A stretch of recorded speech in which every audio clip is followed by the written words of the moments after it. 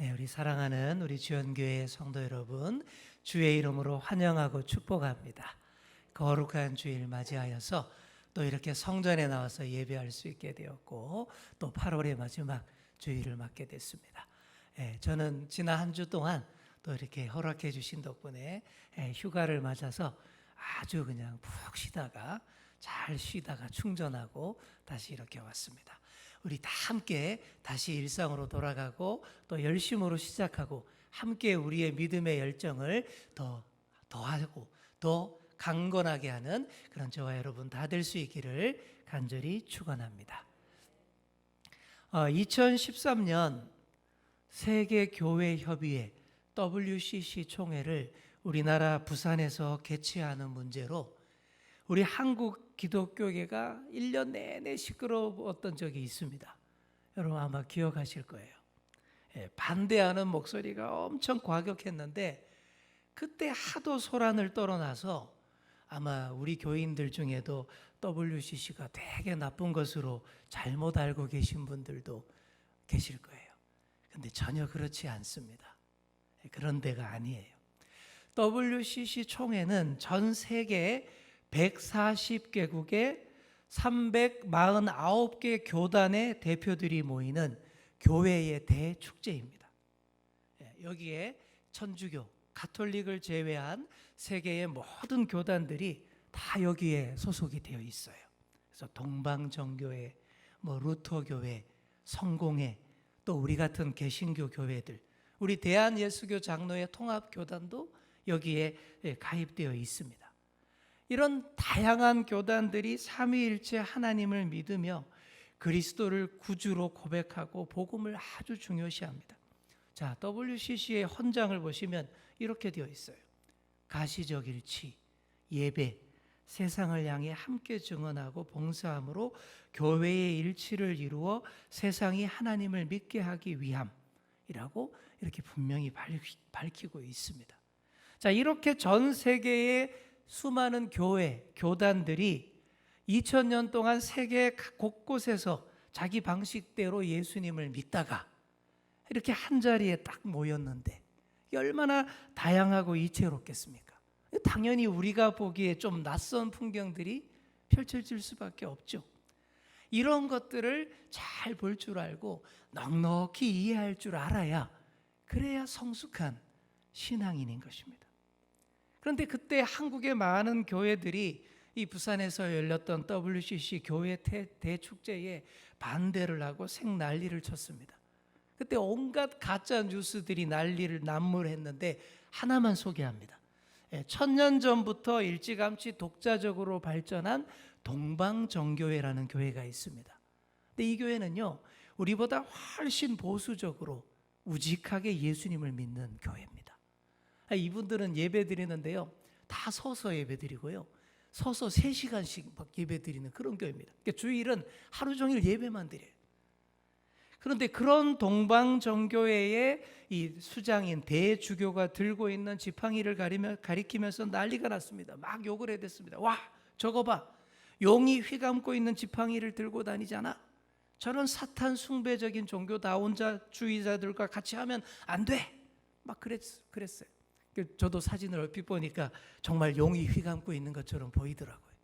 근데 제가 자세히 알아봤더니 전혀 그런 게 아니었습니다. 용이나 사탄이 아니라 나무 위에 달린 구리뱀 모양을 장식한 거예요. 여러분 그 사건 아시잖아요. 광야에서 이스라엘 백성들이 불뱀에 물려서 막 죽어나갈 때에 모세가 구리로 뱀 모양을 만들어서 나무에 달아놓고 쳐다보는 자마다 다 나을 수 있도록 했지 않습니까? 바로 그 사건을 이 지팡이에 장식을 해서 이 동방정교회의 대주교가 그걸 이제 모세의 권위를 이어받았다라는 뜻에서 들고 다니는 거예요. 근데 이런 것도 모르고, 아니 이해하려는 생각조차 안 하고 반대를 위한 반대를 해댔던 것이죠. 그 무렵 어떤 성도님이 WCC를 옹호하는 저에게 아주 센 공격을 해와서 제가 그때 그 바람에 제가 며칠 동안 WCC에 대한 연구를 엄청 많이 해서 자세하게 답변을 해드린 적이 있었습니다. 그랬더니 그분이 성실한 답변에 감사해요. 목사님의 신앙적 양심을 믿고 제가 잘 이해했습니다. 그러면서 잘 갔습니다. 이처럼 혹시 WCC에 대해서 더 자세히 알기를 원하시는 분이 있으시면 저에게 개인적으로 문의해 주시면 제가 그때 연구한 자료들 다 드릴 수 있고 잘 설명해 드리도록 그렇게 하겠습니다. 자, 왜 제가 이 얘기를 하냐 그러면요, 우리 한국 교회의 문제 중 하나가 이겁니다. 모든 것을 우리 역사, 우리 교회, 우리의 신앙 양식으로만 다 판단한다라는 거예요. 우리 한국교회 역사가 130년밖에 안 됐습니다. 이제 130년 전통밖에 안 되는 아시아 작은 나라가 2000년 넘은 그 세계 서방 여러 다양한 나라들, 그들의 신앙 경험과 문화를 이해 못하고 그렇게 엉뚱한 소리 한다라는 거예요. 우리가 하는 게 이 작은 아시아의 작은 나라에서 믿는 이 신앙 방식이 다 원칙이고 표준인 양, 우리랑 조금만 다르면 벌떼처럼 공격을 해야 된다라는 거예요. 이게 하나님 원하시는 모습이겠습니까? 이 정말 유치하고 어리석은 그런 오만과 편견인 거예요. 우리 예수님은 집이든 나라든 스스로 분쟁하면 결코 설 수 없다, 이런 말씀하셨어요. 또 우리를 대적하지 않는 자는 다 우리 편으로 인정해 주라, 이런 말씀도 하셨습니다. 힘을 합쳐 합력해도 이 어려운 세상 헤쳐나가기가 쉽지 않은데 같은 편끼리 분열하고 싸운다면 여러분 어떻게 되겠습니까? 오늘 본문 말씀을 통해서 이 문제에 대해서 우리가 자세히 살펴보도록 하겠습니다. 원래 여호수아서 22장 전체를 다 읽어야 하는데 너무 길어서 결론부만 읽었습니다. 22장 전체의 내용을 제가 잘 설명해 드리도록 하겠습니다.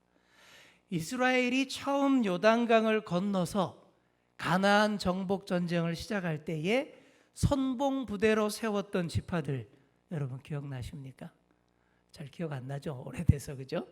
자, 루벤 지파, 갓 지파, 그리고 므낫세 절반 지파, 반 지파가 그들입니다. 이들은 가나안 정복 전쟁 전에, 요단을 건너기 전에 요단 동편에서 이미 땅을 다 차지한 지파들이에요.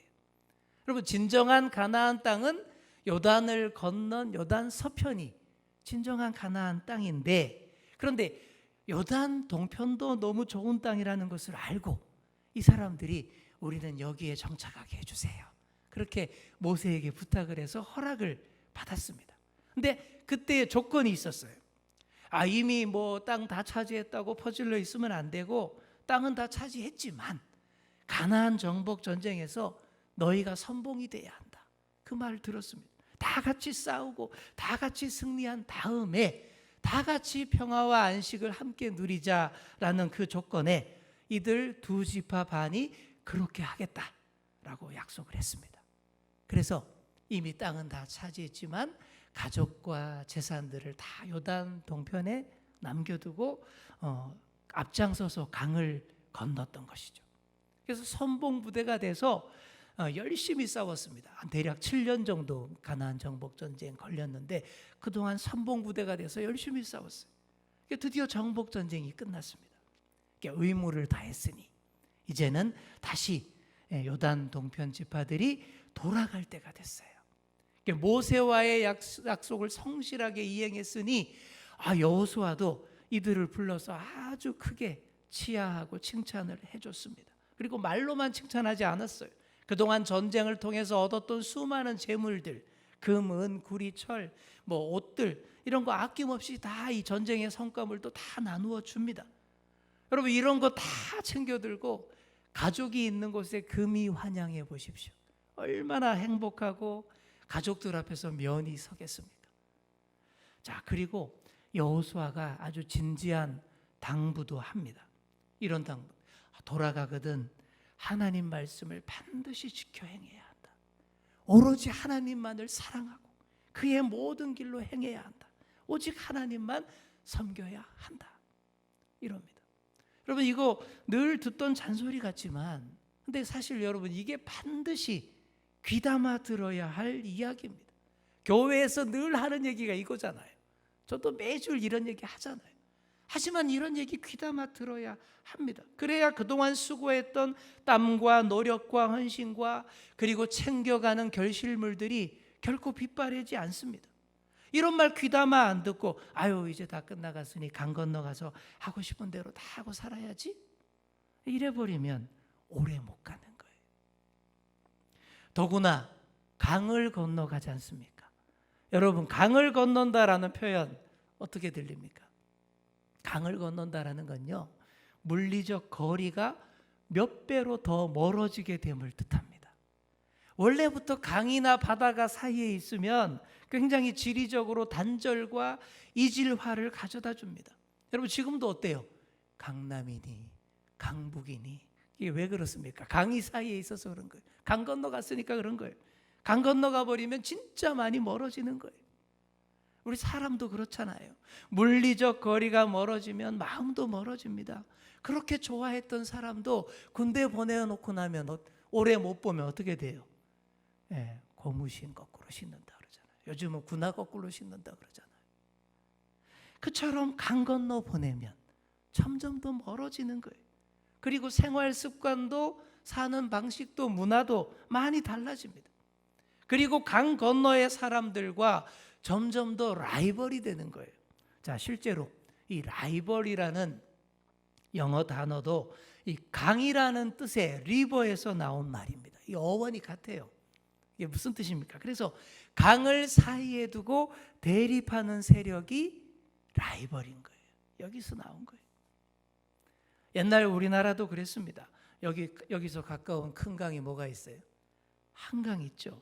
여기 한강을 사이에 두고 강 저편에서는 고구려가 맨날 쳐들어오려고 호시탐탐 노리고 있었고, 또 강 이쪽에서는 이 백제와 신라가 이 넘어오는 고구려 놈들 무찌르려고 막 이렇게 원수처럼 여기며 지켰습니다.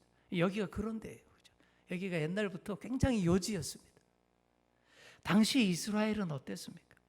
요단강을 사이에 두고 있는데 정치, 군사, 행정, 종교의 중심은 다 저쪽 요단 서편에, 여호수아가 있는 요단 서편에 다 있었습니다. 요단 동편에는 아무것도 없어요. 그럼 어떻게 될까요? 조금 있으면 소외되기 좋고 자기네 마음대로 다 하다가 망하기 딱 좋은 환경이었던 것이죠. 그러니 강 건너가는 형제들을 여호수아가 염려하면서 신신당부하는 겁니다. 우리가 남이가 그럽니다. 한 형제의 힘을 잊지 마. 계속 이 얘기를 강조하면서 떠나보내는 거예요. 자, 그래서 이제 요단을 건너서 돌아가는데 이 돌아가던 자들이 결국 문제를 일으킵니다.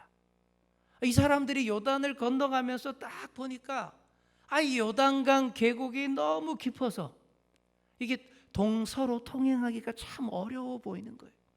아무리 봐도 앞으로 이 요단강을 기점으로 동이스라엘, 서이스라엘 막 이렇게 갈라질 것 같은 거예요. 그리고 자기네 요단 동편을 이스라엘로 인정하지 않지 않나? 앞으로 우리를 모압이나 암몬처럼 이방 나라처럼 생각하면 어떡하지? 이런 걱정이 막 드는 겁니다. 이런 쓸데없는 걱정을 한 끝에 이들이 오해를 살 일을 하고 맙니다. 그들이 요단 강변에다가, 요단을 건너기 전에 그 요단 강변에다가 큰 단을 쌓은 거예요. 자, 10절 말씀 보시면 가나안 땅 요단가에 제단을 쌓았는데 보기에 큰 제단이었더라. 이렇게 말하고 있죠. 자, 요단 동편 사람들이 단을 쌓은 거는 이런 뜻입니다. 우리가 가나안 정복 전쟁에서 앞장서서 참가했고 요단 동편도 똑같은 이스라엘입니다. 이런 뜻이에요. 즉 하나님 나라에서 소외되지 않기 위해 상징적으로 기념탑을 쌓았다. 이렇게 생각하면 되는 거죠. 자, 그런데 문제는 이 좋은 뜻이 전혀 전달되지 못했다라는 겁니다. 요단 서편의 이스라엘 지도부와 의논도 안 하고 그렇게 해놨으니 서편의 본토 사람들은 이렇게 생각합니다. 아니 벌써부터 다른 신을 섬기려고 제단을 쌓았단 말이야? 이렇게 되는 거예요. 그때까지 이스라엘은 모두 한 곳에 모여서 예배를 드렸고 다른 제단을 쌓는다라는 거 생각도 못했어요. 다른 제단을 쌓는다? 이거는 우상 숭배하겠다라는 뜻으로만 생각을 했던 것이죠. 그래서 어떻게 합니까? 하나님께 대한 반역이라고 생각을 한 거예요. 전쟁을 준비하는 자들까지 막 생깁니다. 성질 급한 사람들 꼭 있잖아요. 제대로 알아보지도 않고 싸우려고 드는 자들 말입니다. 이스라엘도 그랬습니다. 원정 가려고 막 채비하고 있어요. 오래전에 들은 얘기입니다. 어떤 목사님이 오랜 해외 출장을 끝내고 귀국하셨어요. 공항으로 딱 들어오시는데 다 큰딸이, 목사님의 큰딸이 공항에 마중 나가서 아빠를 맞이합니다. 그리고는 너무 반가우니까 반갑게 딱 끌어안았는데 누가 그 장면을 보고는 목사님이 불륜을 저지른다고 가짜 뉴스를 퍼뜨리는 바람에 무척 어려움을 오랫동안 겪었다라는 그런 얘기를 들은 적이 있습니다. 이게 왜 이럴까요? 사람이 이렇습니다.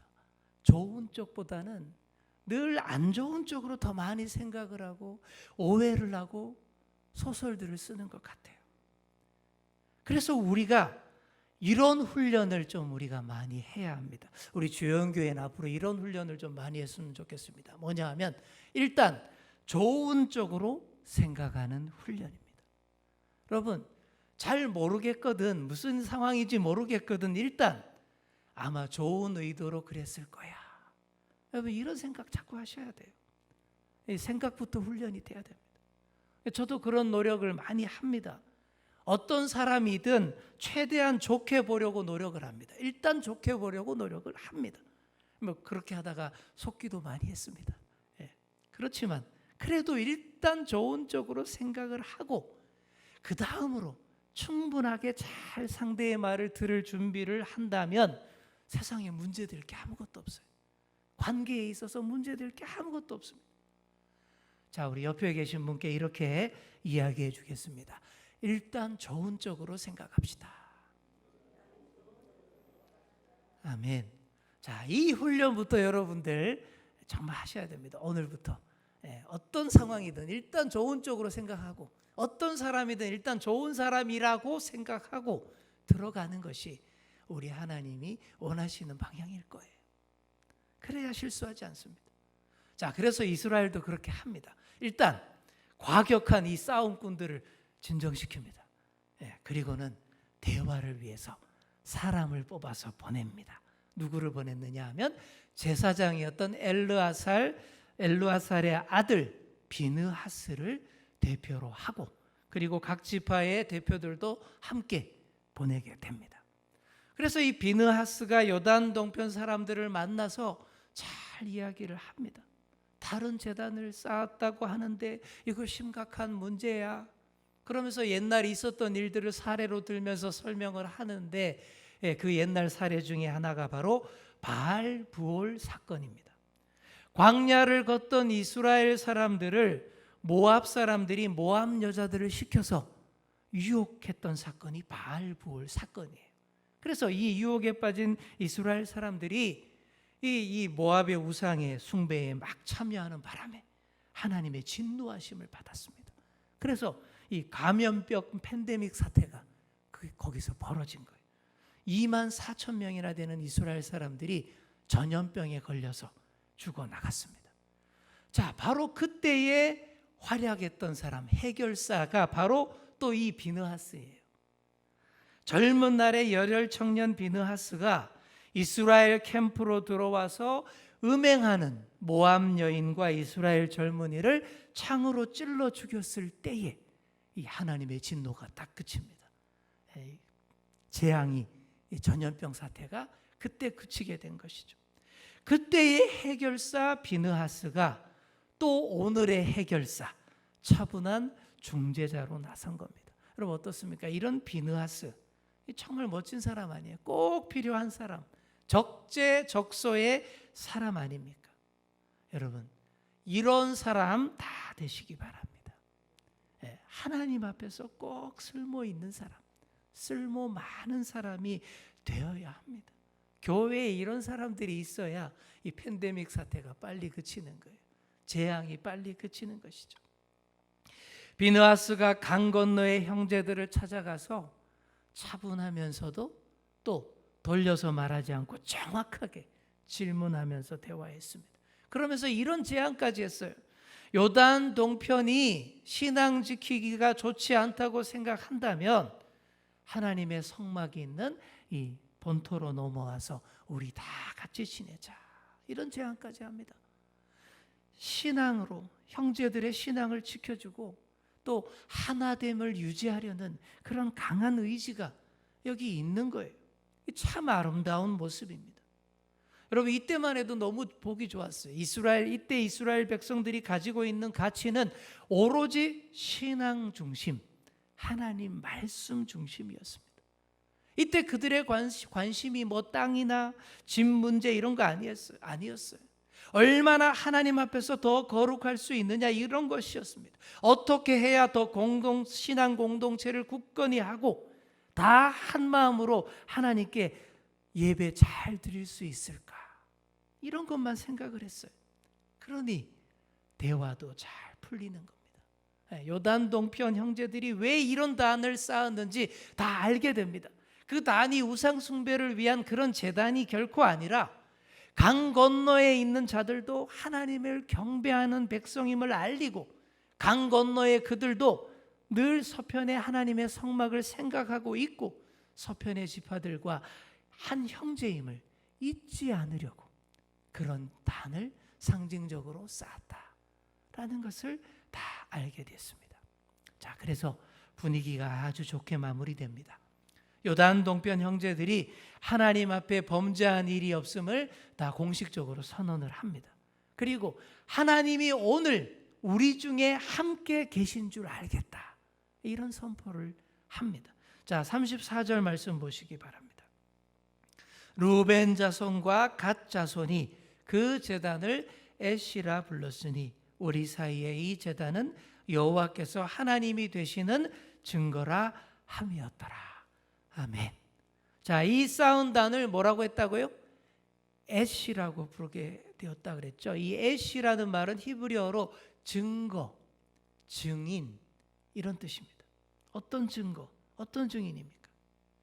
강을 사이에 둔 이들이 모두 다 한 하나님의 백성이고 한 형제 자매다 라는 바로 그런 증거인 것이죠. 모든 것을 자기 중심적으로 생각하는 사람들이 모여 사는 세상에서 오해와 갈등은 반드시 있기 마련입니다. 그리고 많은 사람들이 대부분 그래요. 강 건너의 사람들을 미워하고 멀리합니다. 신앙 공동체도 예외가 아닙니다. 하지만 진정한 하나님의 신앙 공동체라면 이렇게 세상과 다르게 오해와 갈등의 문제를 풀 수 있어야 합니다. 오로지 하나님의 말씀으로, 그것으로 풀 수 있어야 됩니다. WCC 부산총회 때처럼 오만과 편견으로 못나게 굴면 안 됩니다. 신학적 깊이가 130년밖에 안 되면서 지난 2000년간 신학적 깊이를 더한 세계의 다른 교회들을 함부로 손가락질하면 안 되는 거예요. 사랑하는 성도 여러분, 다 강 건너의 우리 형제들입니다. 하나님 나라를 널리 퍼뜨리는데 함께할 동지들입니다. 우리 옆에 계신 분께 이야기해 주겠습니다. 다 강 건너의 우리 형제들입니다. 아멘. 여러분, 이 생각을 하고 계셔야 진정한 하나의 교회에 속한 하나님의 백성들이고 자녀들입니다. 이렇게 생각하면요, 온 세계의 교회들이 나와 함께 신앙생활하고 있다라는 생각이 드는 거예요. 이런 생각을 할 수 있어야 이게 하나님 뜻에 맞는 것입니다. 나 중심으로 강 건너의 형제들을 보지 마시고 하나님의 시선으로 강 건너의 형제들을 보시기 바랍니다. 그들의 삶과 문화, 그들의 신앙을 이해하려고 애써야 합니다. 일단 좋게 보려는 자세를 가져야 합니다. 우리 주변에 많은 신앙인들 있죠. 하나님을 믿는 신앙, 예수님을 사랑하는 방식이 여러분 다 똑같을 수 없잖아요. 다 달라요. 지난 2000년 동안 강을 건너가서 믿고 바다 건너가서 예수님을 믿으면서 너무나 다 다양해졌습니다. 이걸 알아야 강 건너의 형제들을 우리가 따뜻하게 이해할 수가 있습니다. 한국 교회가 앞으로 이렇게 더 많이 성숙하고 수준이 더 올라가야 합니다. 우리 주영교회가 그 가운데 있게 되기를 간절히 소망합니다. 오늘 말씀에서 의사소통의 부족과 작은 의심이 큰 분쟁이 될 수도 있다라는 것을 우리가 봤습니다. 그리고 어떻게 그 문제를 잘 해결했는지도 묵상했습니다. 우리의 교회가 이런 것들을 깊이 생각하며 더 넓고 더 크게 볼 수 있어야 합니다. 하나님 나라를 위해서 강을 건너가는 형제들을 많이 축복하고 잘 보내줄 수 있어야 합니다. 그리고 강 건너의 형제들이 나랑 많이 달라 보여도 일단 좋은 방향으로 생각하고 충분히 잘 들을 준비를 해야 합니다. 또한 강 이편에서 늘 우리 곁에 가까이 있는 교우들도 더욱더 더 사랑하시고 더 아껴주셔야 합니다. 예, 그분들 특히나 우리 곁에 가까이 있잖아요. 강 이편에 같이 있잖아요. 그럼 어떻게 해야 되겠어요? 거리 두게 하면 안 되겠죠. 아무리 그래도 내가 속한 교회, 내가 다니는 교회가 항상 진리로 일치되고 하나됨이 있어야 합니다. 그래야 더 힘이 나요. 그래야 신앙생활하는 맛도 더 나고 더 재미도 있고 세상 가운데에서 만나게 되는 어떤 어려움도 능히 감당하고 이길 수 있게 됩니다. 사랑하는 성도 여러분, 강 이편이든 강 건너이든 우리 사이에 여호와 하나님이 하나님으로 계신다. 이 사실을 꼭 기억하시기 바랍니다.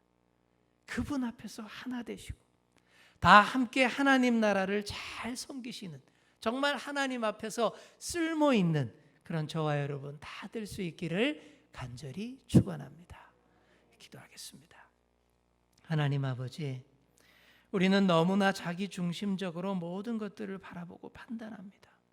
하나님 앞에서 오만과 편견을 버리게 하시고 강 건너의 형제들도 더 넓고 큰 시선으로 바라보며 축복할 줄 아는 자들 되게 하여 주옵소서. 모든 일을 좋은 쪽으로 생각하고 바라보며 다 함께 하나 되어 하나님 나라를 더 잘 섬기는 방향으로 나아가게 하여 주옵소서. 내가 섬기는 교회, 내가 다니는 교회, 우리 곁에 교우들을 더 아끼고 사랑하기를 원합니다. 하나님 말씀 앞에 순종하고 교회를 사랑하는 자세로 잘 섬겨서 하나님이 우리 가운데 계심을 날마다 확인하는 우리 교회와 우리 교우들 다 되게 하여 주옵소서. 감사드리며 예수님의 이름으로 기도하옵나이다. 아멘.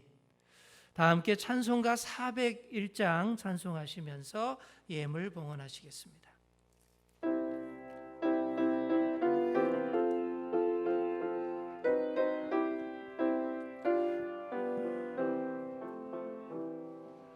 주의 곁에 있을 때 마음이 든든하오니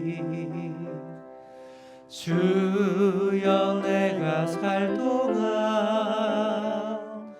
인도하여 주소서.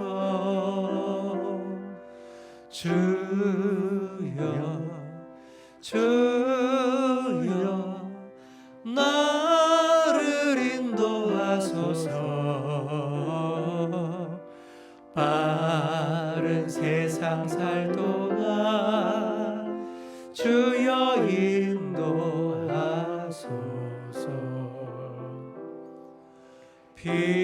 피난처인 예수여 세상 물결 엄할 때 크신 은혜 베푸사 나를 숨겨주소서. 주여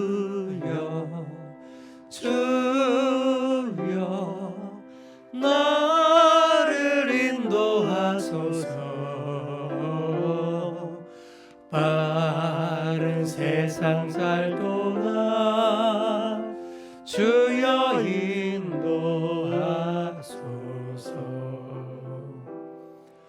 세상 풍파 지난 후 영화로운 나라와 눈물 없는 곳으로 들어가게 하소서. 주여 주여 나를 인도하소서. 바른 세상 살 동안 주여 인도하소서.